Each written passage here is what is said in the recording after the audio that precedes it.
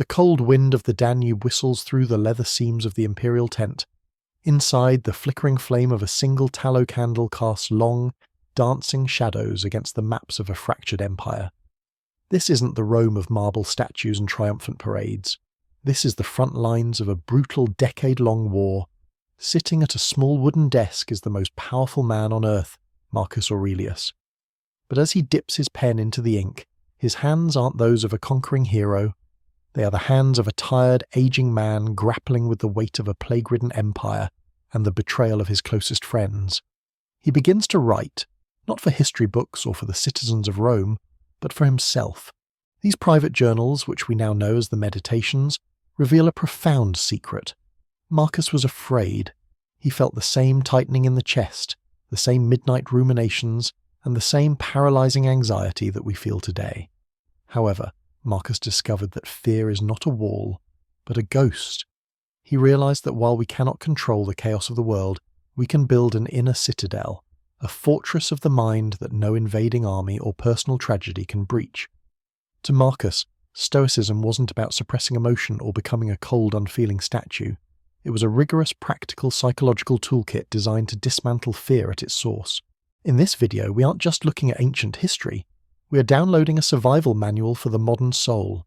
By exploring his secret philosophy, we will learn how to transition from being a victim of our circumstances to becoming the undisputed masters of our internal world. Imagine you are holding an arrow. You can practice your aim until your muscles ache. You can choose the finest bow, sharpen the arrowhead to a lethal point, and wait for the perfect lull in the wind. But the moment the string snaps forward and the arrow leaves your fingers, it is no longer yours. A sudden gust of wind, a tripping bird, or the target moving at the last millisecond are all beyond your reach. This is the dichotomy of control, the fundamental pillar of Marcus Aurelius's fearlessness. Marcus realized that most of our mental energy is spent screaming at the arrow while it's midair, desperate for it to land where we want. The Great Sorting. Marcus believed that the root of all human suffering, especially fear, is a simple case of mistaken identity. We mistake things that are not up to us for things that are. To practice this, Marcus performed a mental sorting of every problem. What is not up to us? The weather, the economy, the aging process, the traffic, and most importantly, the opinions and actions of other people. What is up to us? Our own intentions, our own voluntary actions, and our own judgment of events. When you worry about a job interview, you aren't actually worried about the interview. You're worried about the decision of the hiring manager. But that decision is external. It belongs to them. By making your happiness dependent on their choice, you have handed over your keys to a stranger. You have made yourself a slave to a result you cannot guarantee. Why fear lives in the external fear is a time traveller. It cannot exist in the present moment if you are focused solely on your own character. You only feel fear when you reach out into the future to grab something you don't control. You fear losing your reputation? Reputation is just the thoughts of others. You fear losing your wealth. Wealth is a fickle guest of fortune, Marcus writes in his journals. I have often wondered how it is that every man loves himself more than all the rest of men, but yet sets less value on his own opinion of himself than on the opinion of others.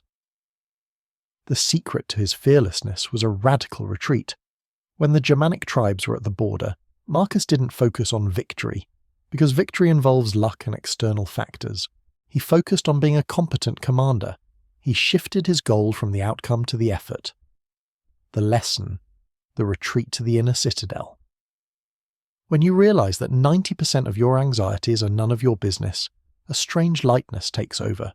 If a storm is coming, you don't waste energy being afraid of the lightning. You focus on the internal action of seeking shelter or standing firm. By retreating to the things you control, fear loses its grip because it has nothing to hold on to. You become like a rock in the ocean. The waves can beat against you all day, but they cannot change the stone's nature. You stop asking, "What if they don't like me?" and start asking, "Am I acting with integrity right now?" The first question breeds fear, the second breeds power. Most modern self-help gurus tell you to visualize success. They tell you to imagine the applause, the promotion, and the perfect life. Marcus Aurelius did the exact opposite. He practiced premeditatio malorum, the premeditation of evils.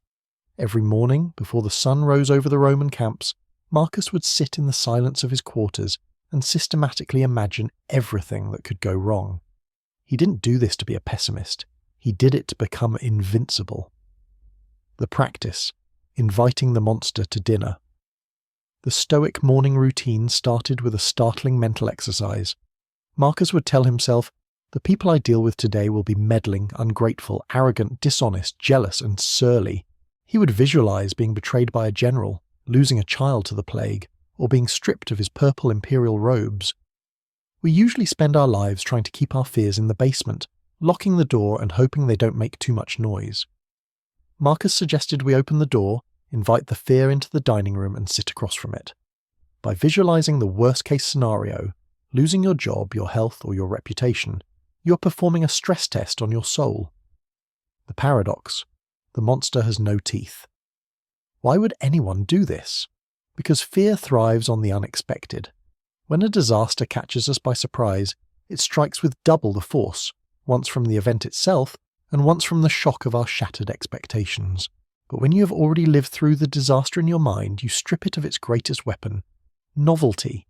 The secret Marcus discovered is that when you look directly at the thing you dread, you realize it is rarely as catastrophic as your imagination made it out to be. If you lose your job, you will be stressed.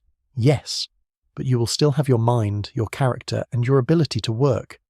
By visualizing the monster, you realize it isn't a world-ending beast. It's just a difficult circumstance.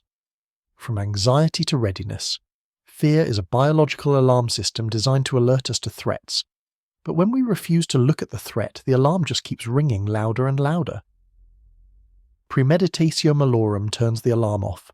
Once you have visualized the worst-case scenario, your brain shifts from anxiety, an emotional reaction, to strategy, a logical reaction. You begin to ask, if this happened, how would I respond? What virtues would I need to practice? How would I rebuild? Suddenly the disaster becomes a project. You realize that you can endure much more than you thought. As Marcus famously noted, nothing happens to any human being that they are not formed by nature to bear. By practicing the premeditation of evils, you aren't inviting bad luck. You're building an immunity to it.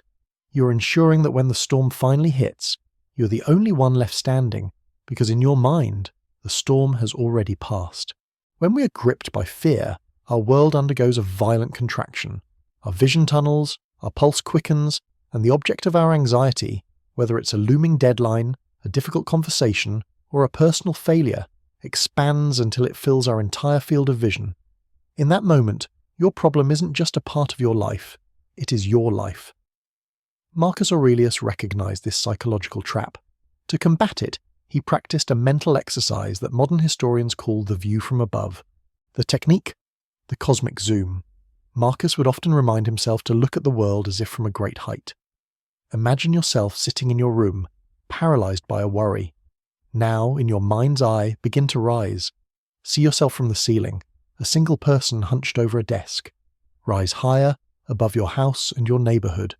Now you see thousands of houses, thousands of people, all harboring their own secret fears and private joys. Rise higher still, until the city is just a patch of lights.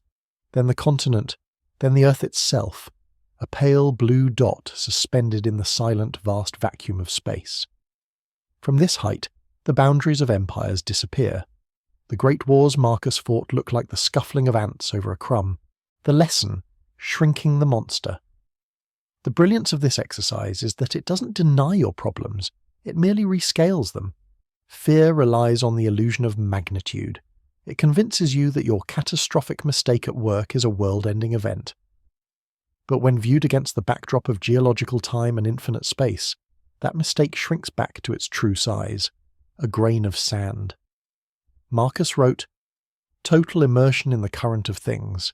How many who once rose to fame are now shrouded in oblivion." He used this perspective to realize that most of what we sweat over is transient.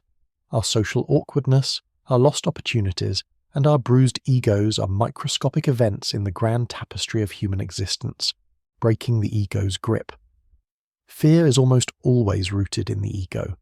We are afraid because we feel our self is under threat. The view from above is the ultimate ego dissolvent. It reminds us that we are part of a much larger interconnected whole, what the Stoics called the cosmos. When you realize you are a tiny part of a vast ancient process, the pressure to be perfect vanishes. You realize that the universe has been turning for billions of years before you arrived and will continue for billions of years after you leave. This doesn't make life meaningless, it makes it manageable. By adopting the cosmic perspective, you take the center of the universe weight off your shoulders. You can breathe again. You can face your day not as a victim of a monumental catastrophe, but as a small, brave participant in the grand theatre of life. Fear cannot survive when its subject is seen for what it truly is, a temporary ripple in an infinite ocean. In the heat of battle, a fire doesn't stop because you throw wood on it. If the fire is hot enough, the wood, the very thing intended to smother it, is consumed, turned into heat, and used to make the flames roar even higher. This is perhaps the most famous secret of Marcus Aurelius, the ability to treat every obstacle as fuel. Marcus wrote one of the most powerful sentences in the history of philosophy. The impediment to action advances action. What stands in the way becomes the way. This isn't just a catchy quote.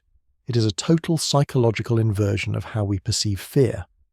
The shift from threat to fuel, normally, when we encounter a scary situation, a difficult project, a confrontation, or a sudden setback, we see it as a threat. Our instinct is to stop, retreat, or find a way around it. We see the obstacle as a wall. Marcus suggests we view the obstacle as the path itself. If you are blocked in one direction, that very blockage forces you to practice a different virtue. If someone betrays you, they haven't stopped you. They have provided you the opportunity to practice forgiveness or self-reliance.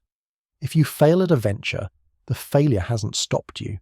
It has provided you the data needed to practice persistence and objective analysis. The application: fear as a compass.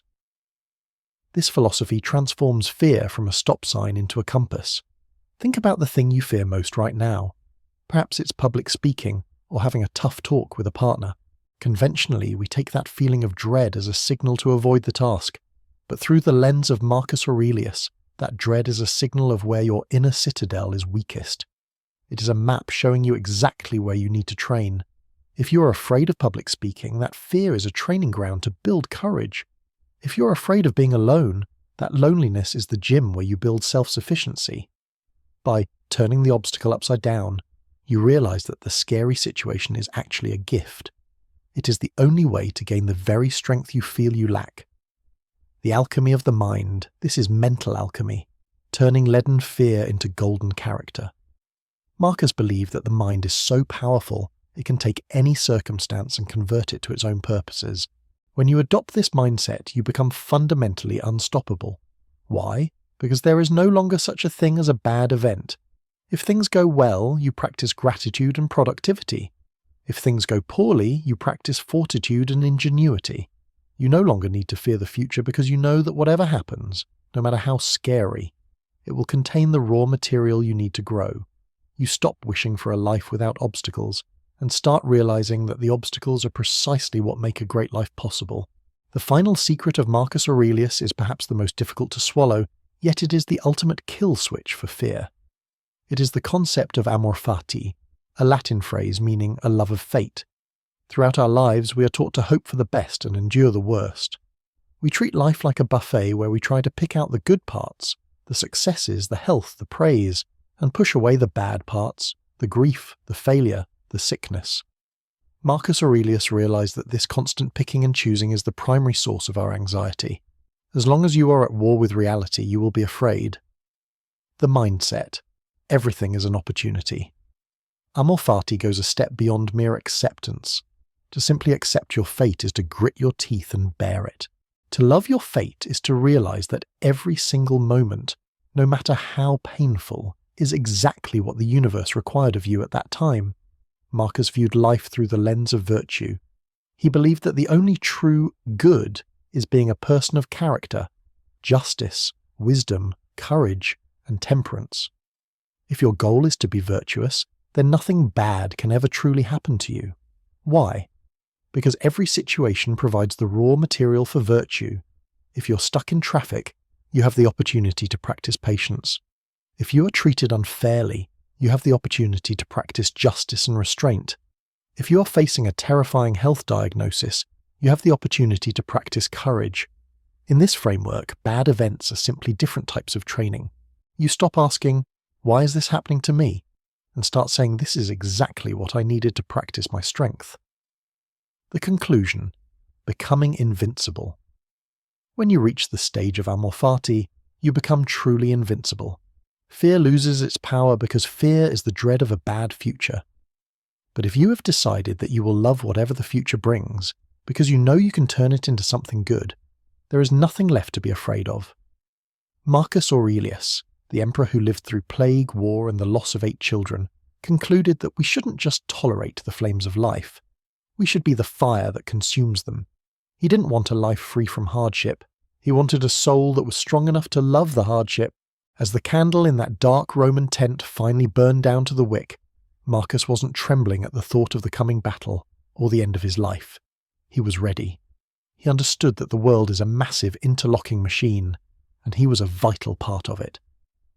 The secret philosophy is this: you cannot control the storm, but you can become the storm. You don't need a life without fear.